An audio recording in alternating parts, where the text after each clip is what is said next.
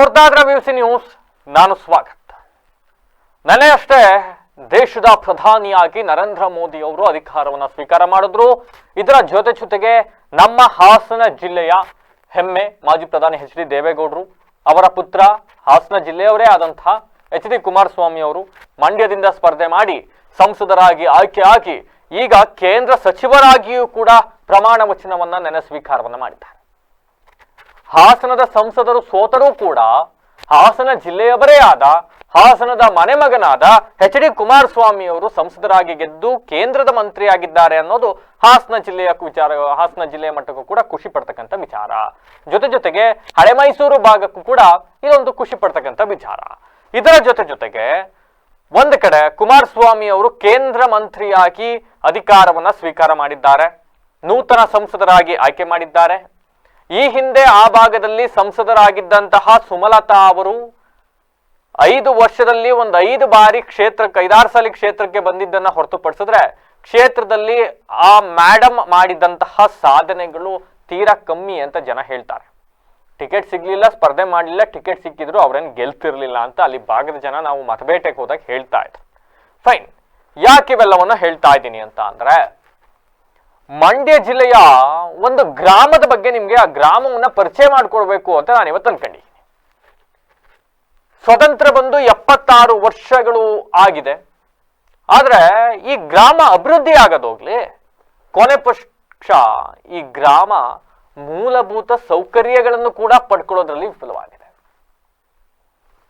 ಅಭಿವೃದ್ಧಿ ಸೆಕೆಂಡ್ರಿ, ಸರ್ಕಾರಗಳು ಹೇಳ್ತವೆ ಗ್ರಾಮಗಳ ಅಭಿವೃದ್ಧಿ, ಗ್ರಾಮಾಭಿವೃದ್ಧಿ, ಮತ್ತೊಂದು ಇನ್ನೊಂದು ಗ್ರಾಮಗಳ ಅಭಿವೃದ್ಧಿ ಆದ್ರೆ ನಗರಗಳ ಅಭಿವೃದ್ಧಿ ಆಗುತ್ತೆ, ಈ ತರದೆಲ್ಲ ಭಾಷಣಗಳೆಲ್ಲ ಮಾಡ್ತಾರೆ. ನಾನು ಹೇಳ್ತಾ ಇರ್ತಕ್ಕಂಥದ್ದು, ನಾನು ಇವತ್ತು ಹೇಳಕೊಟ್ಟಿರೋ ಈ ಗ್ರಾಮ ಕೊನೆ ಪಕ್ಷ ಅಭಿವೃದ್ಧಿ ಬೇಡಪ್ಪ, ಮೂಲಭೂತ ಸೌಕರ್ಯಗಳನ್ನು ಕೂಡ ಪಡ್ಕೊಳ್ಳೋದ್ರಲ್ಲಿ ವಿಫಲ ಆಗೋಗ್ಬಿಟ್ಟಿದೆ. ಹಾಗಿದ್ರೆ ಇದು ಯಾವುದು ರಾಜ್ಯದ ತುಟ್ಟ ತುದಿಯ ರಿಮೋಟ್ ಏರಿಯಾದಲ್ಲಿರ್ತಕ್ಕಂಥ ಗ್ರಾಮ ಅಲ್ಲ. ಜಿಲ್ಲಾ ಕೇಂದ್ರ, ತಾಲೂಕು ಕೇಂದ್ರದಿಂದ ಕೇವಲ 7 ಕಿಲೋಮೀಟರ್ ದೂರದಲ್ಲಿರ್ತಕ್ಕಂಥ ಗ್ರಾಮ. ಎಸ್, ನಾನಿವತ್ತು ಮಾತನಾಡ್ತಾ ಇರ್ತಕ್ಕಂಥದ್ದು ಮಂಡ್ಯ ಜಿಲ್ಲೆಯ ಕೇರ್ಪೇಟೆ ತಾಲೂಕಿನ ಕಸಬಾ ಹೋಬಳಿಯ ವ್ಯಾಪ್ತಿಗೆ ಬರ್ತಕ್ಕಂಥ ಮಾಕವಳ್ಳಿ ಅಂತಕ್ಕಂಥ ಗ್ರಾಮದ ಕಥೆ ವ್ಯಥೆಯನ್ನ ನಿಮ್ಮ ಮುಂದೆ ತೆರೆದಿಡ್ತಾ ಇದ್ದೇನೆ. ಎಸ್, ಇದು ಮಂಡ್ಯ ಜಿಲ್ಲೆ ಕೇರ್ಪೇಟೆ ತಾಲೂಕು. ಇಲ್ಲಿಯ ಶಾಸಕರಿದ್ದಾರೆ ಎಚ್.ಟಿ. ಮಂಜು ಅವರು, JDS ನ ಶಾಸಕರು. ಇವರ ವ್ಯಾಪ್ತಿಯಲ್ಲಿ ಬರ್ತಕ್ಕಂಥ ಕೇರ್ಪೇಟೆ ತಾಲೂಕಿನ ಮಾಕವಳ್ಳಿ ಗ್ರಾಮದ ಅವ್ಯವಸ್ಥೆಗಳು ಒಂದಲ್ಲ ಎರಡಲ್ಲ, ಹೇಳ್ತಾ ಹೋದ್ರೆ ಗಂಟೆಗಳು ಸಾಕಾಗಲ್ಲ. ಆದ್ರೂ ಅಷ್ಟೊಂದೆಲ್ಲ ಕೇಳಿಸ್ಕೊಳಕ್ ನಿಮ್ಗೂ ಪುರ್ಸತ್ತಿಲ್ಲ ಅಂತ ಗೊತ್ತು. ಹಂಗಾಗಿ ಚಿಕ್ಕದಾಗಿ ಈ ಊರಿನ ಕತೆ ವ್ಯಥೆ ಸ್ಥಿತಿ ಅವ್ಯವಸ್ಥೆ ಇವೆಲ್ಲವನ್ನ ನಿಮ್ಮ ಮುಂದೆ ತೆರೆದಿಡ್ತೀನಿ. ಸಂಬಂಧಪಟ್ಟ ಅಧಿಕಾರಿಗಳು, ಶಾಸಕರು, ನೂತನವಾಗಿ ಆಯ್ಕೆ ಆಗಿರುವ ಸಂಸದರು ಏನಾದ್ರೂ ಈ ಸುದ್ದಿಯನ್ನು ನೋಡ್ತಾ ಇದ್ರೆ, ಇನ್ನಾದ್ರೂ ಈ ಗ್ರಾಮ ನಿಮ್ಮ ಜಿಲ್ಲೆಯಲ್ಲಿದೆ, ನಿಮ್ಮ ತಾಲೂಕಿನಲ್ಲಿದೆ, ಈ ಗ್ರಾಮ ನಿಮ್ಮ ವ್ಯಾಪ್ತಿಗೆ ಬರುತ್ತದೆ ಅನ್ನೋದನ್ನ ಅರಿತುಕೊಂಡು ಗ್ರಾಮ ವಂಚಿತವಾಗಿದೆಯಲ್ಲ ಮೂಲಭೂತ ಸೌಕರ್ಯದಿಂದ, ಅಭಿವೃದ್ಧಿ ಮಾಡಬೇಡಿ, ಮೂಲಭೂತ ಸೌಕರ್ಯನಾರು ಕಲ್ಪಿಸಿ ಅಂತ ಗ್ರಾಮಸ್ಥರು ಕೇಳ್ತಾ ಇದ್ದಾರೆ. ನಾನು ಕೂಡ ಅದನ್ನೇ ಪ್ರತಿಪಾದಿಸ್ತಾ ಇದ್ದೀನಿ. ಎಸ್, ಈ ಮಾಕವಳ್ಳಿ ಅಂತಕ್ಕಂಥ ಗ್ರಾಮ ಇದೆಯಲ್ಲ, ರಸ್ತೆಗಳು ನೋಡ್ತಾ ಹೋದ್ರೆ ಕೆಸರು ಗದ್ದೆಗಳಂತಾಗಿದ್ದಾವೆ. ಡಾಂಬರ್ಗಳನ್ನ ಕಂಡು 20-25 ವರ್ಷ ಆಯ್ತು ಸಾರ್ ಅಂತ ಅಲ್ಲಿ ಅವ್ರು ಹೇಳ್ತಾರೆ. ಚರಂಡಿಗಳಲ್ಲಿ ಹೂಳೆತ್ತಿಲ್ಲ, ಚರಂಡಿಗಳು ಕಟ್ಕೊಂಡಿದ್ದಾವೆ, ಚರಂಡಿಗಳು ಇವತ್ತು ನಿರ್ವಹಣೆ ಇಲ್ಲದೆ ಮುಚ್ಚೋಗ್ಬಿಟ್ಟಿದೆ, ಚರಂಡಿ ಗಬ್ಬು ನಾರ್ತಾ ಇದೆ. ಮತ್ತೊಂದ್ ಕಡೆ ಶಾಲೆ, ಅಲ್ಲಿಯ ಸರ್ಕಾರಿ ಶಾಲೆಯ ಗೋಡೆಗಳು ಧರೆಗುರುಳಿದ್ದಾವೆ. ಇಡೀ ಶಾಲೆಯೇ ಕುಸಿದು ಬೀಳುವ ಸ್ಥಿತಿಯಲ್ಲಿದೆ, ಇಂದೋ ನಾಳೆಯೋ ಅನ್ನೋ ಪರಿಸ್ಥಿತಿ ಎದುರಾಗಿದೆ. ಮತ್ತೊಂದ್ ಕಡೆ ವಿದ್ಯುತ್ ಕಂಬಗಳು ಸತ್ವವನ್ನ ಕಳ್ಕೊಂಡು ಜೀವವನ್ನ ತೆಗೆಯುವ ನಿಟ್ಟಿನಲ್ಲಿ ಆತುರದು ಕಾಯ್ತಾ ನಿಂತಿದ್ದಾವೆ. ಮತ್ತೊಂದ್ ಕಡೆ ಊರಿನ ಇತಿಹಾಸ ಪ್ರಸಿದ್ಧ ಆಂಜನೇಯ ದೇವಸ್ಥಾನ ಸಂಪೂರ್ಣ ಶಿಥಿಲಾವಸ್ಥೆಗೆ ತಲುಪಿ ಹೋಗ್ಬಿಟ್ಟಿದೆ. ಅಬ್ಬಾ, ಹೇಳ್ತಾ ಹೋದ್ರೆ ಏನ್ ಸರಿ ಇದೆ ಹಂಗಾದ್ರೆ ಈ ಊರಲ್ಲಿ ಅಂತ ಕೇಳ್ಕೋಬೇಕು. ಏನ್ ಸರಿ ಇದೆ ಇಲ್ಲಿ ಅಂತ ಹುಡುಕ್ಬೇಕು ನಾವು. ಬೂದ್ಕನ್ನಡಿ ಹಾಕೊಂಡು ಹಂಗೆ ಹುಡ್ಕೊಂಡು ಸಿಗಲ್ಲ. ಒಂದೊಂದೇ ಹೇಳ್ಕೊಂಡು ಹೋಗ್ತೀನಿ ನಾನು. ಕೇರ್ಪೇಟೆಯಿಂದ ಕೇವಲ 7 ಕಿಲೋಮೀಟರ್ ದೂರದಲ್ಲಿದೆ. ಬಹಳ ಯಾವ್ದೋ ರಿಮೋಟ್ ಏರಿಯಾ ಸಾರ್, ಅಭಿವೃದ್ಧಿ ಮಾಡಕ್ ಆಗದೆ ಇರೋ ಏರಿಯಾ. ಅಲ್ಲಿಗೆ ಟಾರ್ ಹಾಕ್ಬೇಕು ಅಂದ್ರೆ ಬೆಟ್ಟ ಗುಡ್ಡ ನದಿ ಹೊಳೆ ಎಲ್ಲ ದಾಟ್ಕೊಂಡು ಮಣ್ಣು ಜಲ್ಲಿ ಟಾಡೆಲ್ಲ ತಗೊಂಡೋಗಿ ಹಾಕ್ಬೇಕಾಗುತ್ತೆ. ಹಂಗಾಗಿ ಸುಮ್ಮನಾಗ್ಬಿಟ್ಟಿದೀವಿ. ಇಲ್ಲಿಗೆ ನೀರಿನ ವ್ಯವಸ್ಥೆ ಕಲ್ಪಿಸ್ಬೇಕು ಅಂತ ಅಂದ್ರೆ ಅಣೆಕಟ್ಟನ್ನೇ ಕಟ್ಟಿಬಿಡ್ಬೇಕು ಸಾರ್, ಹಂಗಾಗಿ ಸರಿಯಾದ ನೀರು ವ್ಯವಸ್ಥೆ ಕಲ್ಪಿಸಕ್ಕಾಗಿಲ್ಲ ಅಂತೆಲ್ಲ ಉತ್ತರ ಕೊಡಕ್ಕಾಗಲ್ಲ. ಇದು KR ಪೇಟೆಯಿಂದ ಕೇವಲ 7 ಕಿಲೋಮೀಟರ್ ದೂರದಲ್ಲಿರೋ ಗ್ರಾಮ. ಆದ್ರೆ ಅಭಿವೃದ್ಧಿ 7 ಮೈಲಿ ದೂರದಷ್ಟು ಸಾಗ್ಬಿಟ್ಟಿದೆ. ಇವರ ಅಭಿವೃದ್ಧಿ ಕಾರ್ಯಗಳು 7 ಮೈಲಿಯಷ್ಟು ದೂರಕ್ಕೆ ಹೋಗ್ಬಿಟ್ಟಿದೆ. ಎಸ್, ಒಂದೊಂದಾಗಿ ನೋಡ್ತಾ ಹೋಗೋಣ ಇಲ್ಲಿಯ ಸಮಸ್ಯೆಗಳೇನೇನು ಅಂತ. ಅಂಡ್ ಇನ್ನೊಂದು ಪಾಯಿಂಟ್ ಇಲ್ರಿ, ಈ ಗ್ರಾಮದಲ್ಲಿ ಕೋರಮಂಡಲ ಅನ್ನೋ ಸಕ್ಕರೆ ಕಾರ್ಖಾನೆ ಬೇರೆ ಇದೇ ಗ್ರಾಮದಲ್ಲಿ ಇರೋದಂತೆ. ನೋಡಿ ಇಲ್ಲಿ ಇದು ಮೇನ್ ಪಾಯಿಂಟ್. ಹಂಗಾಗಿ ಇದು ವಾಣಿಜ್ಯ ಕೇಂದ್ರವಾಗಿಯೂ ಕೂಡ ಈ ಗ್ರಾಮ ಮಾರ್ಪಾಡಾಗಿದೆಯಂತೆ. ವಿಪರ್ಯಾಸ ಇದು. ಇದೇ ಗ್ರಾಮದಲ್ಲಿ ಕೋರಮಂಡಲ ಅಂತಕ್ಕಂಥ ಸಕ್ಕರೆ ಕಾರ್ಖಾನೆ ಇದೆ. ಹಂಗಾಗಿ ಇದು ವಾಣಿಜ್ಯ ಕೇಂದ್ರವಾಗಿಯೂ ಕೂಡ ಮಾರ್ಪಾಡಾಗಿದೆ. ಆದ್ರೆ ಅಭಿವೃದ್ಧಿ ಮಾತ್ರ ಆಗ್ತಾ ಇಲ್ಲ. ಇಲ್ಲೊಂದು ಮೇಜರ್ ಪಾಯಿಂಟ್ ಅನ್ನು ನಾವು ಯೋಚನೆ ಮಾಡಬೇಕು. ಒಂದು ಸಕ್ಕರೆ ಕಾರ್ಖಾನೆ ಈ ಭಾಗದಲ್ಲಿ ಇದೆ ಅಂತ ಅಂದ್ರೆ ಅಲ್ಲಿಯ ತೆರಿಗೆ ಹಣ ಗ್ರಾಮ ಪಂಚಾಯತಿ ವ್ಯಾಪ್ತಿಗೆ ಬರ್ಬೇಕಲ್ವಾ? ಹಾಗಾದ್ರೆ ಒಳ್ಳೆ ತೆರಿಗೆ ದುಡ್ಡು ಬರ್ಬೇಕಪ್ಪ ಈ ಗ್ರಾಮ ಪಂಚಾಯತಿಗೆ. ಯಾಕೆ ಅಭಿವೃದ್ಧಿ ಮಾಡ್ಲಿಲ್ಲ? ಗ್ರಾಮ ಪಂಚಾಯತಿ ಅಭಿವೃದ್ಧಿ ಅಧಿಕಾರಿಗಳು ಏನ್ ಮಾಡ್ತಾ ಇದಾರೆ ಹಾಗಿದ್ರೆ? ಗ್ರಾಮ ಪಂಚಾಯತಿ ಅಭಿವೃದ್ಧಿಗಳು ಅಧಿಕಾರಿಗಳು ಕಣ್ಮುಚ್ಕೊಂಡು ಕೂತ್ಕೊಂಡಿದ್ದಾರಾ? ಸ್ಥಳೀಯ ಶಾಸಕರಾಗಿರ್ತಕ್ಕಂಥ JDS ನ ಶಾಸಕರು ಇವರು HD ಮಂಜು ಅವರು. ಯಾಕೆ ಸಾರ್ ನಿಮ್ ಗಮನಕ್ಕೆ ಬಂದಿಲ್ವಾ ಇದು? ಆ ಗ್ರಾಮದವ್ರು ಯಾರು ನಿಮ್ಮ ಹತ್ರಕ್ಕೆ ಬಂದು ತಮ್ಮ ಸಮಸ್ಯೆಗಳು ಹೇಳ್ಕೊಂಡಿಲ್ವಾ? ಅಥವಾ ಭಾಗದಲ್ಲಿ ಲೀಡ್ ಕಡಿಮೆ ಬಂತು ಅಂತ ನಾವು ಮತ್ತೊಂದು ಕಾರಣಕ್ಕೆ ಏನಾದ್ರು ಸುಮ್ಮನಾಗ್ಬಿಟ್ರಾ? ಗೊತ್ತಿಲ್ಲ ಯಾಕೆ ಹಿಂಗಾಗಿದೆ, ಏನು, ಯಾರ ಸಮಸ್ಯೆ ಇದು, ಒಟ್ಟಿನಲ್ಲಿ ಸಮಸ್ಯೆ ಅಂತಿರೋದು ನಿಜ. ಎಸ್, ಒಂದೊಂದೇ ನಾನು ಹೇಳ್ತಾ ಹೋಗ್ತೀನಿ ಏನೇನು ಸಮಸ್ಯೆ ಅಂತ. ಮೊದಲನೇದು, ಮಳೆ ಬಂದಿರತಕ್ಕಂಥ ಸಂದರ್ಭ, ಮಳೆ ಬರ್ತಾ ಇರ್ತಕ್ಕಂಥ ಸಂದರ್ಭ, ಮಳೆ ಹೆಚ್ಚಾಗುವ ಸಂದರ್ಭ ಇದು. ಈ ಊರಲ್ಲಿ ಸುಮಾರು 25 ವರ್ಷಕ್ಕೂ ಹೆಚ್ಚು ಕಾಲ ಆಯ್ತಂತೆ ರಸ್ತೆಗಳು ಡಾಂಬರು ಅನ್ನೋದನ್ನೇ ನೋಡಿಲ್ವಂತೆ. ಡಾಂಬರಿನ ರುಚಿಯನ್ನೇ ಕಾಣದ ರಸ್ತೆಗಳು ಮಳೆ ಬಂದ್ರೆ ಕೆಸರುಮಯವಾಗಿ ಹೋಗ್ಬಿಟ್ಟಿದೆ. ವಾಹನಗಳ ಸಂಚಾರ ಇರಲಿ, ಜನ ಓಡಾಡೋದೇ ಕಷ್ಟ ಆಗೋಗ್ಬಿಟ್ರ ಸ್ಥಿತಿ. ನೀವು ಆ ರಸ್ತೆಗಳು ನೋಡ್ಬೇಕು. ಸಂಪೂರ್ಣ ಕೆಸರು ಗದ್ದೆ ಅಂತಾದ ರಸ್ತೆಗಳಲ್ಲಿ ಜನಸಂಚಾರ ಬಹಳ ಕಷ್ಟವಾಗಿ ಹೋಗ್ಬಿಟ್ಟಿದೆ. ಇನ್ನು ವಾಹನ ಸಂಚಾರ ದುಸ್ತರವಾಗಿ ಹೋಗ್ಬಿಟ್ಟಿದೆ. ಕೆಸರು ಗದ್ದೆ, ಗುಂಡಿ, ವಾಹನ ಸಂಚಾರ ನಡೆದಾಡೋದೆಲ್ಲವೂ ಕೂಡ ಬಹಳ ಕಷ್ಟ ಆಗ್ಬಿಟ್ಟಿದೆಯಂತೆ. ಇನ್ನು ಚರಂಡಿಗಳು, ಮಳೆ ಬರ್ತಕ್ಕಂಥ ಸಂದರ್ಭದಲ್ಲಿ, ಮಳೆ ಬರುತ್ತೆ ಅಂತ ಗೊತ್ತಾದ ಸಂದರ್ಭದಲ್ಲಿ ಚರಂಡಿಗಳ ಹೂಳನ್ನ ಎತ್ತಿ ಚರಂಡಿಗಳನ್ನ ಸ್ವಚ್ಛ ಮಾಡಿಡ್ಬೇಕು. ಯಾಕೆ ಅಂತ ಅಂದ್ರೆ ಮಳೆ ನೀರು ಏನ್ ಬರುತ್ತೆ ಅದು ಚರಂಡಿಯಲ್ಲಿ ಹರಿದು ಹೋಗಬೇಕು, ರಸ್ತೆಯಲ್ಲಿ ನಿಲ್ಲದಂತೆ, ಮನೆಗಳಿಗೆ ನುಗ್ಗದಂತೆ. ಕಸ ಕಡ್ಡಿಗಳು ಕಟ್ಕೊಂಡಿರೋವೆಲ್ಲನೂ ಕ್ಲಿಯರ್ ಮಾಡಬೇಕು ಸಂಬಂಧಪಟ್ಟ ಗ್ರಾಮ ಪಂಚಾಯತಿಯಿಂದ. ಬಟ್ ಅದು ಯಾವ್ದನ್ನೂ ಮಾಡಲಿಲ್ಲ. ಪರಿಣಾಮ ಚರಂಡಿಗಳು ಕಸ ಕಡ್ಡಿ ಹೂಳಿಂದ ತುಂಬಿ ಗಬ್ಬು ನಾರ್ತಾ ಇದೆಯಂತೆ. ಡೆಂಗ್ಯೂ, ಮತ್ತೊಂದು ಇನ್ನೊಂದು ಮಲೇರಿಯಾ ಇವೆಲ್ಲ ಸಿಕ್ಕಾಪಟ್ಟೆ ಜಾಸ್ತಿ ಆಗೋಗ್ಬಿಟ್ಟಿದೆ. ನಿಮಗೂ ಗೊತ್ತು, ಜಾಸ್ತಿ ಆಗ್ತಾ ಇದೆ. ಸೊ ಈ ಗಬ್ಬೆದ್ದು ನಾರುತ್ತಿರುವ ಚರಂಡಿಯಿಂದ ಗ್ರಾಮದ ಅದೆಷ್ಟೋ ಜನರಿಗೆ ಈಗ ಆಲ್ರೆಡಿ ಡೆಂಗ್ಯೂ ಮಲೇರಿಯಾ ಎಲ್ಲ ಕಾಣಿಸ್ಕೊಂಡು ಅನಾರೋಗ್ಯಕ್ಕೆ ತುತ್ತಾಗ್ತಾ ಇದ್ದಾರಂತೆ. ಸಂಬಂಧಪಟ್ಟವ್ರಿಗೆ ಮಾತ್ರ ಇದು ಕಾಣಿಸ್ತಾ ಇಲ್ಲ. ಇನ್ನು ಮುಂದುವರೆದು ಹೋಗೋಣ. ವಾಟರ್ ಟ್ಯಾಂಕ್ಗಳನ್ನ ಮಾಡಿರ್ತಾರೆ, ಪ್ರತಿ ಊರುಗಳಲ್ಲೂ ವಾಟರ್ ಟ್ಯಾಂಕ್ಗಳು ಮಾಡಿರ್ತಾರೆ, ನಿಮಗೂ ಗೊತ್ತು. ಆದ್ರೆ ಆ ವಾಟರ್ ಟ್ಯಾಂಕ್ಗಳೇ ಮುರಿದೋಗ್ಬಿಟ್ಟಿದಾವಂತೆ. ವಾಟರ್ ಟ್ಯಾಂಕ್ಗಳ ನಿರ್ವಹಣೆಯೇ ಇಲ್ಲವಂತೆ. ವಾಟರ್ ಟ್ಯಾಂಕ್ ಸ್ವಚ್ಛ ಕಂಡು ಅದೆಷ್ಟೋ ತಿಂಗಳು ವರ್ಷಗಳಾಗೋಗ್ಬಿಟ್ಟಿದೆಯಂತೆ. ಇನ್ನೇನು ಅದು ಮುರಿದು ಬೀಳೋ ಸ್ಥಿತಿಲಿ ಇದೆಯಂತೆ. ಹಂಗಾಗಿ ಹೆಂಗಿದ್ರು ಮುರಿದೋಗ್ಬಿಡುತ್ತಲ್ಲ, ಬಿದೋಗ ವಾಟರ್ ಟ್ಯಾಂಕ್ನ ಕ್ಲೀನ್ ಮಾಡೋದು ಯಾಕೆ? ಕ್ಲೀನ್ ಮಾಡಕ್ ಹೋದಾಗ್ಲೇ ಮುರಿದೋಗ್ಬಿಟ್ರೆ ಅಂತ ಹೇಳಿ ಅಧಿಕಾರಿಗಳು ಜಾಣ ಕ್ರೂರತನವನ್ನ ಪ್ರದರ್ಶನ ಮಾಡ್ತಾರಂಗೆ ಕಾಣಿಸ್ತಾ ಇದೆ. ಇನ್ನು ಪ್ರಮುಖವಾಗಿ ಎರಡನೇದು, ಗ್ರಾಮದ ಸರ್ಕಾರಿ ಪ್ರಾಥಮಿಕ ಶಾಲೆ. ದೃಶ್ಯಾವಳಿಗಳಲ್ಲಿ ನೀವು ನೋಡಬಹುದು. ಸರ್ಕಾರಿ ಶಾಲೆ ಅಂದ್ರೆ ಜನ ಈಗ ಆಲ್ರೆಡಿ ಮೂಗು ಮುರಿತಾರೆ. ಗ್ರಾಮದಿಂದ 10 ಕಿಲೋಮೀಟರ್ ಆಗಲಿ, 20 ಕಿಲೋಮೀಟರ್ ಆಗಲಿ, 30 ಕಿಲೋಮೀಟರ್ ಆಗಲಿ ಯಾವ್ದಾದ್ರು ಒಳ್ಳೆ ಖಾಸಗಿ ಶಾಲೆಗೆ ಹಾಕ್ಬೇಕು ನನ್ನ ಮಗನ್ನ ಅಂತ ಹೇಳಿ ಸ್ಕೂಲ್ ಬಸ್ಗಳೆಲ್ಲ ಊರೂರಿಗೆ ಬರ್ತವೆ ಈಗ. ಹಂಗಾಗಿ ಸಾಲ ಸೋಲ ಕಷ್ಟವೋ ನಷ್ಟವೋ ಏನೋ ಮಾಡ್ಕೊಂಡು ಇರೋವರ ದುಡ್ಡನ್ನು ಕೂಡಿಸಿ ತಮ್ಮ ಮಕ್ಕಳನ್ನ ಪ್ರೈವೇಟ್ ಸ್ಕೂಲ್ಗಳಿಗೆ ಹಾಕ್ತಾರೆ ಪಾಪ ಪೋಷಕರು. ಕಾರಣ ಏನು? ಸರ್ಕಾರಿ ಶಾಲೆಗಳ ಈ ದುಸ್ಥಿತಿ. ಸರ್ಕಾರಿ ಶಾಲೆಗಳನ್ನ ಸರಿಯಾಗಿ ನಿರ್ವಹಣೆ ಮಾಡುವ ತಾಕತ್ತು ಯೋಗ್ಯತೆ ಇಲ್ಲದ ಸರ್ಕಾರದ ಈ ನಡೆಗಳು, ಸ್ಥಳೀಯ ಆಡಳಿತದ ದುರಾಡಳಿತ, ಸ್ಥಳೀಯ ಶಾಸಕರುಗಳು ಸ್ಥಳೀಯ ಜನಪ್ರತಿನಿಧಿಗಳ ನಿರ್ಲಕ್ಷ್ಯ ಪರಿಣಾಮ ನೀವು ಗ್ರಾಮದ ಬೇರೆ ಯಾವುದೋ ಸೌಕರ್ಯ ಹಾಳಾಗೋಗ್ಬಿಡ್ಲಿ ರೀ, ಆ ಸರ್ಕಾರಿ ಶಾಲೆ ಅಲ್ಲಿ ಸಣ್ಣ ಸಣ್ಣ ಮಕ್ಳುಗಳು ಕುತ್ಕೊಂಡು ಪಾಠ ಕೇಳ್ತಾರೆ.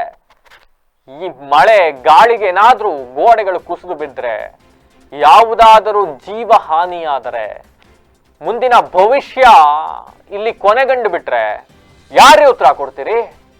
ಯಾರೇ ಉತ್ತರ ಕೊಡ್ತೀರಿ ಇದಕ್ಕೆ? ಯಾರ ಸಂಬಂಧಪಟ್ಟ ಶಾಸಕರು, ಸಚಿವರು, ಸಂಸದರುಗಳ ಆ ಸಂದರ್ಭದಲ್ಲಿ ಬಂದು ಮೊಸಳೆ ಕಣ್ಣೀರು ಹಾಕ್ಬಿಟ್ಟು ಒಂದ್ ಚೆಕ್ ಬರೆದ್ಬಿಟ್ಟು ಪರಿಹಾರ ಅಂತ 2 ಲಕ್ಷ 3 ಲಕ್ಷ ಕೊಟ್ಟೋಗ್ಬಿಟ್ರೆ ಜೀವ ವಾಪಸ್ ಬರುತ್ತಾ? ತನ್ನ ಮಗ ದೊಡ್ಡ ಡಾಕ್ಟರ್ ಆಗ್ಬೇಕು, ಇಂಜಿನಿಯರ್ ಆಗ್ಬೇಕು, ಸಮಾಜದಲ್ಲಿ IAS ಆಫೀಸರ್ ಆಗ್ಬೇಕು, IPS ಆಫೀಸರ್ ಆಗ್ಬೇಕು, ಪೊಲೀಸ್ ಆಗ್ಬೇಕು, ಕೊನೆ ಪಕ್ಷ PDO ಆಗ್ಬೇಕು, ಈ ಊರಲ್ಲಿರೋ ಪರಿಸ್ಥಿತಿ, ಈ ಸಮಸ್ಯೆಗಳನ್ನ ನನ್ನ ಮಗನಾರು ಅಧಿಕಾರಿ ಆಗ್ಬಂದು ಸರಿ ಮಾಡ್ಬೇಕು ಅನ್ನೋ ಒಂದಿಷ್ಟು ಕನಸುಗಳು ಕಟ್ಕೊಂಡು ಖಾಸಗಿ ಶಾಲೆಗೆ ಡೊನೇಷನ್ ಕಟ್ಟಕ್ಕಾಗದೆ ಮಕ್ಕಳನ್ನ ಕರ್ಕೊಂಬಂದ ಸರ್ಕಾರಿ ಶಾಲೆಯಲ್ಲಿ ಕೂರ್ಸ್ಕೊಂಡು ಓದಿಸ್ತಾ ಇದ್ದಾರಲ್ಲ ಪೋಷಕರು, ಆ ಮಕ್ಕಳ ಜೀವಕ್ಕೆ ಇವತ್ತು ಭದ್ರತೆನೇ ಇಲ್ಲದೆ ಇರ್ತಕ್ಕಂಥ ಸ್ಥಿತಿಗೆ ತಂದು ನಿಲ್ಸ್ಬಿಟ್ಟಿದ್ದೀರಲ್ರಿ. ಸರ್ಕಾರಿ ಶಾಲೆಗಳು ದುಸ್ಥಿತಿಯಲ್ಲಿರ್ತಕ್ಕಂಥ ಸರ್ಕಾರಿ ಶಾಲೆಗಳ ರಿಪೇರಿಗೆ ಅಂತ ಸರ್ಕಾರ ಅನುದಾನ ಕೊಡುತ್ತಲ್ಲ, ಏನ್ ಮಾಡಿದ್ರು ಅದನ್ನ ಸಂಬಂಧಪಟ್ಟ ಅಧಿಕಾರಿಗಳು? ಯಾಕೆ ಅಭಿವೃದ್ಧಿ ಆಗ್ಲಿಲ್ಲ ಇದು? ಜಿಲ್ಲಾ ಪಂಚಾಯತಿ ಅಧಿಕಾರಿಗಳು, ಗ್ರಾಮ ಪಂಚಾಯತಿ ಅಧಿಕಾರಿಗಳು, ಸ್ಥಳೀಯ ಮಟ್ಟದ PDOಗಳು, ಶಾಸಕರುಗಳು ಏನ್ ಮಾಡ್ತಾ ಇದ್ದೀರಿ ಹಾಗಾದ್ರೆ? ಈಗಾಗಲೇ ಶಾಲೆ ಕಾಂಪೌಂಡ್ ಬಿದ್ದೋಗಿದೆ. 1-2 ದಿವಸದ ಮಳೆಗೆ ಶಾಲೆ ಕಾಂಪೌಂಡೇ ಬಿದ್ದೋಗಿದೆ. ಇನ್ನು ಶಾಲೆಯ ಗೋಡೆಗಳೆಲ್ಲವೂ ಕೂಡ ತಾವಿಸ್ಕೊಂಡು ಕುಸಿದು ಬೀಳುವ ಹಂತದಲ್ಲಿದ್ದಾವಂತೆ. ಎಚ್ಚೆತ್ಕೊಳ್ಳಿ ಸಂಬಂಧಪಟ್ಟವ್ರು, ಈಗಲೇ ಎಚ್ಚೆತ್ಕೋಬೇಕು ಸಂಬಂಧಪಟ್ಟವ್ರು. ಇದರಿಂದ ಮುಂದೆ ಯಾವ್ದಾದ್ರು ದೊಡ್ಡ ಅನಾಹುತ ಆದ್ರೆ ಅದಕ್ಕೆ ತಲೆದಂಡ ಆಗ್ಬೇಕಾಗುತ್ತೆ ನಿಮ್ದು. ಹೇಳ್ತಾ ಇದ್ದೀನಿ ನಾನು ಇವತ್ತು. ಸರ್ಕಾರಿ ಶಾಲೆಯ ದುಸ್ಥಿತಿ ಇದು. ಶಾಲೆ ಕೊಠಡಿಯೇ ಸರಿ ಇಲ್ಲ, ಇನ್ ಪಾಠದ ವ್ಯವಸ್ಥೆ ಅದು ಹೆಂಗ್ ಮಾಡ್ತಾರೋ ಗೊತ್ತಿಲ್ಲ. ಎಸ್, ಮುಂದೆ ಈ ಊರಲ್ಲಿ ಒಂದು ದೇವಸ್ಥಾನ ಇದೆ, ಇತಿಹಾಸ ಪ್ರಸಿದ್ಧ ದೇವಸ್ಥಾನ, ಶ್ರೀ ಆಂಜನೇಯ ಸ್ವಾಮಿ ದೇವಸ್ಥಾನ ಅಂತ ಇದೆ. ಇತಿಹಾಸ ಪ್ರಸಿದ್ಧ ದೇವಸ್ಥಾನ ನೋಡ್ರೆ ಗೊತ್ತಾಗುತ್ತೆ, ಬಹಳ ಹಳೆ ದೇವಸ್ಥಾನ ಅಂತ ಗೊತ್ತಾಗ್ತದೆ ನಮಗೆ. ಆ ದೇವಸ್ಥಾನ ಸಂಪೂರ್ಣ ಶಿಥಿಲಾವಸ್ಥೆಯನ್ನ ತಲುಪಿ ಗೋಡೆಗಳು ಬಹುತೇಕ ಬಿರುಕು ಬಿಟ್ಟುಬಿಟ್ಟಿದ್ದಾವಂತೆ. ದೇವಸ್ಥಾನ ಇಂದೋ ನಾಳೆಯೋ ಬೀಳುವ ಪರಿಸ್ಥಿತಿಗೆ ಬಂದು ನಿಂತಿದೆಯಂತೆ. ಮುಜರಾಯಿ ಇಲಾಖೆ ವ್ಯಾಪ್ತಿಗೆ ಬರ್ತಕ್ಕಂಥ ದೇವಸ್ಥಾನ, ಯಾರು ಈ ಕಡೆ ಗಮನ ಕೊಡ್ತಾ ಇಲ್ವಂತೆ. ನಮ್ಮ ಇವತ್ತು ಆಲ್ರೆಡಿ ವಾಟ್ಸಪ್ಪು, ಫೇಸ್ಬುಕ್ಕು, ಇನ್ಸ್ಟಾಗ್ರಾಮು ಅಂತ ಬೆಳಗಿಂದ ಸಂಜೆವರೆಗೂ ಉಚಿತ ಕುತ್ಕೊಳ್ತಿರ್ತಕ್ಕಂಥ ಈ ಅವಧಿಯಲ್ಲಿ ನಾವುಗಳು ನಮ್ಮ ಪರಂಪರೆ, ನಮ್ಮ ಇತಿಹಾಸ, ನಮ್ಮ ಸಂಸ್ಕೃತಿ, ನಮ್ಮ ಸನಾತನ ಧರ್ಮ ಇವೆಲ್ಲವನ್ನ ಸಾರ್ತಕ್ಕಂಥ ಏಕೈಕ ಕುರುಹುಗಳು ಅಂತ ಉಳ್ಕೊಂಡಿದ್ರೆ ಅವು ನಮ್ಮ ದೇವಸ್ಥಾನಗಳು. ಅವುಗಳ ರಕ್ಷಣೆ ನಮ್ಮೆಲ್ಲರ ಮೂಲಭೂತ ಹೊಣೆ ಆಗಬೇಕು. ನನ್ನ ಪ್ರಕಾರ ಸಿಗಲ್ರಿ ಇದು. ಇವತ್ತು ನೀವು ಮಷನ್ಗಳನ್ನ ತಗೊಬಂದು ನಿಮಗೆ ಬೇಕಾದ ಥರ ಮೋಲ್ಡಿಂಗ್ಗಳನ್ನ ಮಾಡ್ಕೊಂಡು ನೀವು ಬೇಕಾದ ಥರ ಯಾವ ಆಕೃತಿ ಬೇಕೋ ಆ ಆಕೃತಿಲಿ ದೇವಸ್ಥಾನ ಕಟ್ಟಬಹುದು. ಆದರೆ ಅವತ್ತು ಯಾವುದೇ ಸೌಲಭ್ಯ ಇಲ್ಲದೆ ಇತಿಹಾಸ ಪ್ರಸಿದ್ಧವಾಗಿ ಬಂದಿದ್ವಲ್ಲ ದೇವಸ್ಥಾನಗಳು, ಅವನ್ನ ಮತ್ತೆ ರಿಪ್ಲೇಸ್ ಮಾಡೋಕ್ಕಾಗಲ್ಲ ಯಾರ ಕೈಲೂ. ಅವೆಲ್ಲ ನಮ್ಮ ಆಸ್ತಿ. ಅದನ್ನು ರಕ್ಷಣೆ ಮಾಡಬೇಕಾದಂತೂ ಪ್ರತಿಯೊಬ್ಬರ ಕರ್ತವ್ಯ ಆಗಬೇಕು. ಮುಜರಾಯಿ ಇಲಾಖೆ ವ್ಯಾಪ್ತಿಯಲ್ಲಿದೆ ಅಂತೆ. ದೇವಸ್ಥಾನ ಹುಂಡಿಗೆ ಬರೋ ದುಡ್ಡು ಬೇಕು ಮುಜರಾಯಿ ಇಲಾಖೆಗೆ. ದೇವಸ್ಥಾನ ರಕ್ಷಣೆ ಮಾಡೋ ಹೊಣೆ ಬೇಕಾಗಿಲ್ವಾ? ಮುಜರಾಯಿ ಇಲಾಖೆ ವ್ಯಾಪ್ತಿಯಲ್ಲಿದೆ ದೇವಸ್ಥಾನ. ದೇವಸ್ಥಾನದ ಹುಂಡಿಗೆ ಬರೋ ದುಡ್ಡೆಲ್ಲನೂ ಮುಜರಾಯಿ ಇಲಾಖೆ ಲೆಕ್ಕ ಹಾಕಬಿಡುತ್ತೆ. ಅಭಿವೃದ್ಧಿ ಮಾಡಕ್ ಮಾತ್ರ ಕಾಣಲ್ಲ ಇವರಿಗೆ. ಸಂಬಂಧಪಟ್ಟ ಅಧಿಕಾರಿಗಳು, ಗ್ರಾಮ ಪಂಚಾಯತ್ ಅಧಿಕಾರಿಗಳು ಲೆಟರ್ ಬರಿಬೇಕ್ರಿ, ನಮ್ ದೇವಸ್ಥಾನ ಹಾಳಾಗಿದೆ ಸರಿ ಮಾಡಿಸ್ಕೊಡಿ ಅಂತ. ಗ್ರಾಮ ಪಂಚಾಯತಿ ಅಭಿವೃದ್ಧಿ ಅಧಿಕಾರಿ PDOಗಳು ಅಂತ ಇರ್ತಾರಲ್ಲ, ಅವರು ಅಧ್ಯಕ್ಷರುಗಳು, ಉಪಾಧ್ಯಕ್ಷರು, ಕಾರ್ಯದರ್ಶಿಗಳು ಯಾರೋ ಅಟ್ಲೀಸ್ಟ್ ಲೆಟರ್ ಬರೀರಿ. ಲೆಟರ್ ಬರೆದು ಗಮನಿಸ್ತಾನೆ ಸಂಬಂಧಪಟ್ಟವ್ರಿಗೆ. ಮಾಡಲ್ಲ ಅದನ್ನ. ಸರ್ಕಾರದಿಂದ ಒಂದಿಷ್ಟು ಯೋಜನೆಗಳು ಬಂದಿರುತ್ತೆ, ಆ ಯೋಜನೆಗಳನ್ನ ಕದ್ದು ಮುಚ್ಚಿ ಹೆಂಗ್ ದುಡ್ಡು ಹೊಡಿಬೇಕು ಅಂತ ಯೋಚನೆ ಮಾಡ್ತಾರೋ ಬಿಡ್ತಾವ ಅಧಿಕಾರಿಗಳು. ಯಾರು ಈ ಬಗ್ಗೆ ಗಮನ ಹರಿಸಲ್ಲ. ಇನ್ನ ಈ ಊರಿನ ವಿದ್ಯುತ್ ಕಂಬಗಳು, ಅದು ಯಾವಾಗ್ಲೂ ಊರಿಗೆ ಬೆಳಕು ಕಂಡ ಸಂದರ್ಭದಲ್ಲಿ ಹಾಕಿದ ಕಂಬಗಳು ಇದುವರೆಗೂ ಕೂಡ ಬದಲಾವಣೆ ಮಾಡಿಲ್ವಂತೆ. ಅದರಲ್ಲಿ ಜೀವ ಸತ್ಯ ಯಾವುದು ಇಲ್ವಂತೆ. ಸತ್ವವೇ ಇಲ್ಲದ ವಿದ್ಯುತ್ ಕಂಬಗಳು ಇವತ್ತೋ ನಾಳೆ ಬೀಳುವ ಸ್ಥಿತಿಯಲ್ಲಿದೆಯಂತೆ. ಈಗ ಆಲ್ರೆಡಿ ಈ ಗ್ರಾಮದಲ್ಲಿ ವಿದ್ಯುತ್ ಸ್ಪರ್ಶಿಸಿ ಒಂದಿಷ್ಟು ಜನ ಜೀವಕ್ಕೂ ಕೂಡ ಹಾನಿ ಆಗಿದೆಯಂತೆ. ಆದ್ರೂ ಸಂಬಂಧಪಟ್ಟವ್ರು ಎಚ್ಚೆತ್ಕೊಳ್ತಾ ಇಲ್ಲ. ವಿದ್ಯುತ್ ಇಲಾಖೆ ಈ ಬಗ್ಗೆ ಗಮನ ಹರಿಸಬೇಕು. ಯಾವ್ಯಾವ ಲೈಟ್ ಕಂಬಗಳು ದುರಸ್ತಿ ಕಂಡಿದ್ದಾವೆ, ಮಳೆ ಗಾಳಿ ಹೆಚ್ಚಾಗ್ತಾ ಇದೆ, ಮತ್ತಷ್ಟು ಹೆಚ್ಚಾಗುತ್ತೆ, ಇನ್ನಾದ್ರೂ ಸಂಬಂಧಪಟ್ಟವ್ರು ಈ ಕಡೆ ಗಮನ ಹರಿಸಿ ವಿದ್ಯುತ್ ಇಲಾಖೆಯವರು. ಅಂದ್ರೆ ಈ ಗ್ರಾಮನ ನನ್ನ ಪ್ರಕಾರ ಇಲ್ಲಿಂದ ನೋಡ್ತಾ ಹೋದ್ರೆ ಶಿಕ್ಷಣ ಇಲಾಖೆ, ಮುಜರಾಯಿ ಇಲಾಖೆ, ಈಗ ವಿದ್ಯುತ್ ಇಲಾಖೆಗೆ ಬಂದ್ವಿ. ಯಾರು ಗಮನ ಹರಿಸ್ತಾ ಇಲ್ವಾ ಈ ಗ್ರಾಮ? ಯಾಕೆ ಅಂತ ಗೊತ್ತಾಗ್ತಾ ಇಲ್ಲ. ಯಾಕೆ ನಿರ್ಲಕ್ಷ್ಯ ಗೊತ್ತಿಲ್ಲಪ್ಪ. ಏನಾದ್ರು JDS ಶಾಸಕರಿದ್ದಾರೆ ಅಂತನಾ? ಕಾಂಗ್ರೆಸ್ ಸರ್ಕಾರ ಆಡಳಿತದಲ್ಲಿದೆ ಅಂತನಾ? ಈ ಹಿಂದೆ ನಿಮ್ ಸರ್ಕಾರ ಅಧಿಕಾರದಲ್ಲಿ ಇದ್ದಾಗಲಾರು ಮಾಡ್ಬೇಕಾಗಿತ್ತಲ್ಲ. ಇವತ್ತು ನೆನ್ನೆ ಸಮಸ್ಯೆ ಅಲ್ವಲ್ಲ ಇದು. ನೋಡೋಣ ಮುಂದಕ್ಕೆ ಇನ್ಯಾರ ಸಮಸ್ಯೆ, ಇನ್ಯಾವ ಅಧಿಕಾರಿಗಳ ಕಥೆ ಏನು. Yes, next Jal Jeevan mission ಕಾಮಗಾರಿ. ನೀರಾವರಿ ಇಲಾಖೆನು ಬಂದ್ರು ಇಲ್ಲಿಗೆ. ಈಗ ಜಲ್ ಜೀವನ್ ಮಿಷನ್ ಕಾಮಗಾರಿ ಅಂತ ಮನೆ ಕುಡಿಯೋ ನೀರು ಅಂತ ಲಕ್ಷಾಂತರ ರೂಪಾಯಿ ಕೋಟ್ಯಾಂತರ ರೂಪಾಯಿ ಖರ್ಚು ಮಾಡಿ ಪೈಪ್ಲೈನ್ ಎಲ್ಲ ಎಳೆದು ನಲ್ಲಿ ಗಿಲ್ಲಿ ಎಲ್ಲ ಹೊಸ ನಲ್ಲಿ ಹಾಕಿ ಹೋದ್ರಂತೆ. ನಲ್ಲಿ ಹಾಕಿದ್ರೆ ಏನ್ರಿ ಬಂತು ಪ್ರಯೋಜನ? ನಲ್ಲಿ ತಿರುಗಿಸ್ದಂಗೆ ನೀರು ಬರಬೇಕು. ನಲ್ಲಿ ಹಾಕೋಗ್ಬಿಟ್ರೆ ಆಯ್ತಾ? ತಟ್ಟೆ ಇಟ್ರೆ ಆಯ್ತಾ? ಅನ್ನ ಬಡಿಸ್ಬೇಕಲ್ಲ. ಇದು ಯಾವುದೋ ಜಲ್ ಜೀವನ್ ಮಿಷನ್ ಅನ್ನೋ ಯೋಜನೆ ಅಡಿಯಲ್ಲಿ ಲಕ್ಷಾಂತರ ರೂಪಾಯಿ ಖರ್ಚು ಮಾಡಿ ಮನೆಗೆ ಕುಡಿಯೋ ನೀರು ಕೊಟ್ಬಿಡ್ತೀನಿ ಅಂತ ಪೈಪ್ ಲೈನ್ ಎಳೆದು ಹೋದ್ರಂತೆ. ಅದ್ರಲ್ಲಿ ಅರ್ಧ ಪೈಪ್ ಮುರಿದೋಗವೆ, ಅರ್ಧ ನಲ್ಲಿ ಕಿತ್ತೋಗವೆ, ಇನ್ನು ಅರ್ಧ ನಲ್ಲಿ ನೀರೇ ಬರ್ತಾ ಇಲ್ವಂತೆ. ಇದು ಇವರ ಕಾಮಗಾರಿಯ ಗುಣಮಟ್ಟತೆ. ಮುಂದೆ ಹೋಗೋಣ. ಬಸ್ ನಿಲ್ದಾಣದ ಅವ್ಯವಸ್ಥೆ. ಒಂದು ಗ್ರಾಮದಲ್ಲಿ ಇಷ್ಟೊಂದು ಅವ್ಯವಸ್ಥೆ ಇದ್ರೂ ಕೂಡ ಯಾರು ಗಮನ ಹರಿಸ್ಲಿಲ್ವಲ್ಲ ಈ ಕ್ಷಣದವರೆಗೂ. ಪ್ರತಿ ಗ್ರಾಮಗಳಲ್ಲೂ ಒಂದು ಬಸ್ ಸ್ಟ್ಯಾಂಡು ಅಂತ ಇರುತ್ತೆ, ನೀವೆಲ್ಲ ನೋಡಿರ್ತೀರಿ. ಆ ಬಸ್ ಸ್ಟ್ಯಾಂಡು ತಂಗುದಾಣ ಅಂತ ಕರಿತೀವಿ. ಜನ ಊರಿಗೆ ಬರೋ ಬಸ್ ಹತ್ತಕ್ಕೋ ಇಳಿಯೋಕ್ಕೋ ಮತ್ತೊಂದು ಇನ್ನೊಂದಕ್ಕೆಲ್ಲ ಬಸ್ಸು ಸ್ಟ್ಯಾಂಡ್ ಅನ್ನೋದು ಇಂಪಾರ್ಟೆಂಟು. ಈ ಊರಲ್ಲಿ ಬಸ್ ಸ್ಟ್ಯಾಂಡ್ ಅಂತ ಒಂದು ಇತ್ತಂತೆ. ಪಾಪ ಸ್ವತಂತ್ರ ಬಂದ ಸಂದರ್ಭದಲ್ಲಿ ಇಲ್ಲಿಗೊಂದು ಬಸ್ ಸ್ಟ್ಯಾಂಡ್ ಕಟ್ಟಿದ್ರಂತೆ. ಅದು ಸಂಪೂರ್ಣ ಶಿಥಿಲಾವಸ್ಥೆಗೆ ಬಂದು ಇನ್ನೇನು 4-5 ಜನ ತಲೆ ಮೇಲೆ ಬೀಳಬೇಕು ಅಂತ ಅನ್ನೋ ಸಂದರ್ಭದಲ್ಲಿ ಗ್ರಾಮ ಪಂಚಾಯತಿಯವರು ಎಚ್ಚೆತ್ತುಕೊಂಡು ಅದನ್ನು ತೆರವುಗೊಳಿಸಿ 3-4 ವರ್ಷ ಆಯ್ತಂತೆ. ತೆರವುಗೊಳಿಸಿದ್ಮೇಲೆ ಅಲ್ಲಿ ಹೊಸ್ತೊಂದು ಕಟ್ಟಬೇಕಲ್ಲ, ಕಟ್ಟಲಿಲ್ಲ. ಪರಿಣಾಮ ಬಿಸಿಲು, ಮಳೆ, ಚಳಿ, ಗಾಳಿ ಏನು ಬರಲಿ ಜನ ನಡು ರಸ್ತೆಯಲ್ಲಿ ನಿಂತ್ಕೊಂಡು ಕಾಯಬೇಕು ಬಸ್ ಸ್ಟ್ಯಾಂಡೇ ಇಲ್ಲ ಇವ್ರಿಗೆ. ಇದ್ದಿದ್ದೊಂದು ಬಸ್ ಸ್ಟ್ಯಾಂಡು ಸಂಪೂರ್ಣವಾಗಿ ಕುಸಿದು ಬಿದ್ದೋಗಿತ್ತಂತೆ. ಕುಸಿದು ಬಿದ್ದೋದ ಬಸ್ ಸ್ಟ್ಯಾಂಡನ್ನು ಗ್ರಾಮ ಪಂಚಾಯತಿಯಿಂದ ತೆರವುಗೊಳಿಸಿದ್ರಂತೆ. ಅದಾದ್ಮೇಲೆ ಆ ಜಾಗದಲ್ಲಿ ಹೊಸ ಬಸ್ ಸ್ಟ್ಯಾಂಡ್ ಕಟ್ಟೋ ಸಾಹಸಕ್ಕೆ, ಧೈರ್ಯಕ್ಕೆ ಅಥವಾ ಬದ್ಧತೆ ಯಾರಿಗೂ ಕೂಡ ಇಲ್ದಂಗೆ ಆಗೋಗ್ಬಿಟ್ಟಿದೆ. ಪರಿಣಾಮ ಮಳೆ ಸಂದರ್ಭ, ಮಳೆ ಬರ್ತಾ ಇದ್ರು ಗ್ರಾಮಸ್ಥರು ಒಂದು ಊರಿಂದ ಇನ್ನೊಂದು ಹೋಗ್ಬೇಕು ಅಂತ ಅಂದ್ರೆ, ಅಥವಾ ಬಸ್ ಹತ್ತಿ ಕಾಲೇಜ್ ಹುಡುಗರು ಮತ್ತೊಂದು ಊರಿಗೆ ಹೋಗ್ಬೇಕು, ಜಿಲ್ಲಾ ಕೇಂದ್ರಕ್ಕೆ ಹೋಗ್ಬೇಕು ಅಂತ ಆದ್ರೆ ನಡು ರಸ್ತೆಯಲ್ಲಿ ನಿಂತ್ಕೊಂಡು ಕಾಯ್ಬೇಕು. ಮಳೆ ಬಂದ್ರೆ ಮಳೆಯಲ್ಲಿ ನೆನಿಬೇಕು, ಬಿಸಿಲು ಬಂದ್ರೆ ಬಿಸಿಲಲ್ಲಿ ಒಣಗಬೇಕು, ಚಳಿ ಅಂದ್ರೆ ಚಳಿಲಿ ನಡಗಬೇಕು. ಬಸ್ ಸ್ಟ್ಯಾಂಡ್ ಅನ್ನೋದು ಇಲ್ಲ. ನಾನು ಹೇಳ್ತಾ ಇರ್ತದ್ದು, ಒಂದು ಗ್ರಾಮದಲ್ಲಿ ಕನಿಷ್ಠ ಮೂಲಭೂತ ಸೌಕರ್ಯವೇ ಇಲ್ದಿರೋ ಗ್ರಾಮ ಇದು. ಅಬ್ಬಾ, ಈ ಗ್ರಾಮದ ಅವ್ಯವಸ್ಥೆ ಏನು ಅಂತ ಗ್ರಾಮಸ್ಥರು ಒಬ್ರು ಮಾತಾಡಿದ್ದಾರೆ, ನೋಡ್ಕೊಂಡ್ರಪ್ಪ. ಕೇರ್ಪೇಟೆ ತಾಲೂಕು ಮಾಕೋಳ್ಳಿ ಗ್ರಾಮದಲ್ಲಿ ಯಾವುದೇ ರೀತಿ ಅಭಿವೃದ್ಧಿಗಳಾಗ್ತಾ ಇಲ್ಲ. ಅದು ತಾಲೂಕು ಆಡಳಿತ ಕೇವಲ 8 ಕಿಲೋಮೀಟರ್ ದೂರದಲ್ಲಿರೋ ವ್ಯಾಪ್ತಿಯಲ್ಲಿರೋ ಮಾಕೋಳ್ಳಿ ಗ್ರಾಮ ಇದು. ಇಲ್ಲಿ ಎಲ್ಲ ಮುಖ್ಯ ರಸ್ತೆಗಳು ಎಲ್ಲ ಗುಂಡಿಗಳು ಬಿದ್ದು ಒಂದು ಡಾಂಬರೀಕರಣ ಅಲ್ಲ, ಬರೀ ಮಣ್ಣಿನ ರೋಡ್ ಸುಧಾ ಆಗ್ತಾಯಿಲ್ಲ ಈ ರೋಡಲ್ಲಿ. ಅದು ಏನು ಸಾಮಾನ್ಯ ಊರಲ್ಲ ಇದು. ಪಕ್ಕದಲ್ಲೇ ಐಸೆಲ್ ಕಾರ್ಖಾನೆ ಇದೆ, ದೊಡ್ಡ ಕಾರ್ಖಾನೆ. ಅದ್ರಲ್ಲಿ ಬರೀ ತೆರಿಗೆ ಆದಾಯ ತೊಗೊಂಡು ಗ್ರಾಮನ ಅಭಿವೃದ್ಧಿ ಮಾಡಿದ್ರೆ ತುಂಬ ಅಭಿವೃದ್ಧಿ ಮಾಡ್ಬೋದು. ಅದು ಮಾಕೋಳ್ಳಿ ಗ್ರಾಮ ಪಂಚಾಯತಿ ಇರೋವಂಥ ಊರೇ ಈ ಥರ ಸ್ಥಿತಿ ಆದರೆ ಅಕ್ಕಪಕ್ಕದ ಊರುಗಳ ಸ್ಥಿತಿ ಏನಾಗ್ಬೋದು?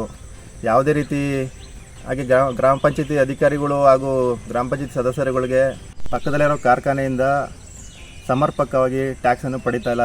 ಇದು ಪಿ ಡಿ ಒಗಳಾಗಿರ್ಬೋದು ಮತ್ತು ಹಿಂದೆ ಇದ್ದ ಪಿ ಡಿ ಒಗಳಾಗ್ಬೋದು, ಯಾರೂ ಕೂಡ ಸಮರ್ಪಕವಾದ ಟ್ಯಾಕ್ಸನ್ನು ಪಡಿತಾ ಇಲ್ಲ.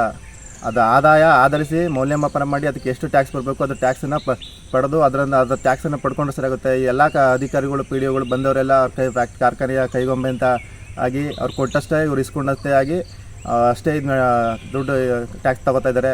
ಆ ಟ್ಯಾಕ್ಸ್ ಸಮರ್ಪಕವಾಗಿ ಬಂದರೆ ನಮ್ಮ ಪಂಚಾಯತಿ ಮಾಕೋಳ್ಳಿ ಪಂಚಾಯತಿ ಎಲ್ಲ ಊರುಗಳು ಪಂಚಾಯತಿ ಇರೋ ಊರು ಎಲ್ಲ ಅಭಿವೃದ್ಧಿ ಆಗ್ಬೋದು. ಅದರಿಂದನಾದರೂ ಅದನ್ನು ಮಾಡ್ತಾಯಿಲ್ಲ. ಮತ್ತು ಪಿ ಡಿ ಒಗಳು ಮತ್ತು ನಮ್ಮ ಗ್ರಾಮ ಪಂಚಾಯತಿ ಸದಸ್ಯರುಗಳು ಯಾಕೋ ಸಮನ್ವಯ ಸರಿಯಾದ ಸಮನ್ವಯ ಇದ್ದಂತೆ ಕಾಣ್ತಾ ಇಲ್ಲ ಮೇಲ್ನೋಟಕ್ಕೆ. ಹಂಗಾಗಿ ನಮ್ಮ ಊರಿನ ಅಭಿವೃದ್ಧಿ ಪೂರಾ ಕುಂಠಿತವಾಗಿದೆ. ಎಸ್, ಗ್ರಾಮದ ಯುವಕರೊಬ್ರು ಹೇಳ್ತಾ ಇದ್ರು ಅಲ್ಲಿ ಆ ಸ್ಥಿತಿಗತಿಗಳ ಬಗ್ಗೆ. ಇನ್ನಾದು ಕೇರ್ಪೇಟೆ ತಾಲೂಕಿನ ಕಸ್ಬಾ ಹೋಬಳಿಯ ಮಾಕೋಳ್ಳಿ ಅಂತಕ್ಕಂಥ ಗ್ರಾಮ. ಈ ಗ್ರಾಮದ ಅವ್ಯವಸ್ಥೆಗಳನ್ನ ಇಂಚಿಂಚು ವಿಸ್ತಾರವಾಗಿ ನಿಮ್ಮ ಮುಂದೆ ತೆರೆದಿಟ್ಟಿದ್ದೀವಿ, ಬಿತ್ತರಿಸಿದ್ದೀವಿ. ಸಂಬಂಧಪಟ್ಟ ಅಧಿಕಾರಿಗಳು ಇನ್ನಾದರೂ ಬೆಚ್ಚನೆಯ ಹಾಸಿಗೆ ಹೊಂದ್ಕೊಂಡು ಮಲ್ಕೊಂಡಿದ್ರೆ ಅದನ್ನು ತೆಗೆದು ಹೊರಗೆ ಬಂದು ಜನರ ಸಮಸ್ಯೆಯನ್ನು ಆಲಿಸುವತ್ತ ಮುಂದಾಗಲಿ. ರಾಜ್ಯ ಸರ್ಕಾರ ಈ ಗ್ರಾಮಕ್ಕೆ ಏನೇನು ಕನಿಷ್ಠ ಮೂಲಭೂತ ಸೌಕರ್ಯಗಳು ಬೇಕು ಅದನ್ನು ಒದಗಿಸುವಂತಾಗಲಿ. ಸ್ಥಳೀಯ ಶಾಸಕರಾದಂಥ HT ಮಂಜು ಅವರು ಈ ಬಗ್ಗೆ ಎಚ್ಚೆತ್ತುಕೊಳ್ಳಿ. ನೂತನ ಸಂಸದರಾಗಿ ಆಯ್ಕೆಯಾಗಿರ್ತಕ್ಕಂಥ HD ಕುಮಾರಸ್ವಾಮಿ ಅವರು ರೈತರ ಬಗ್ಗೆ ವಿಶೇಷವಾದ ಕಾಳಜಿಯನ್ನು ಇಟ್ಕೊಂಡಿರ್ತಕ್ಕಂಥವರು, ಈಗ ಕೇಂದ್ರ ಸಚಿವರು ಕೂಡ ಆಗ್ತಾ ಇದ್ದಾರೆ. ಅವರು ಈ ಗ್ರಾಮದ ಬಗ್ಗೆ ಗಮನ ಹರಿಸಲಿ. ಸ್ಥಳೀಯ ಗ್ರಾಮ ಪಂಚಾಯತಿ ಅಧಿಕಾರಿಗಳು ಅವರು ಇವರೆಲ್ಲ ಎಚ್ಚೆತ್ಕೊಳ್ಳಿ ಅಂತ ನಾನೇನು ಹೇಳಕ್ ಹೋಗ್ತಿದ್ರಪ್ಪ. ಇವರೆಲ್ಲ ಎಚ್ಚೆತ್ಕೊಳ್ಳೋದಾಗಿರಿ, ಇಷ್ಟೊತ್ತಿಗೆ ಎಚ್ಚೆತ್ಕೊಳ್ಬೇಕಾಗಿತ್ತು. ಇಷ್ಟು ವರ್ಷದಿಂದ ಯಾಕೆ ಗ್ರಾಮ ಹಿಂಗೆ ಉಳಿಬೇಕಾಗಿತ್ತು?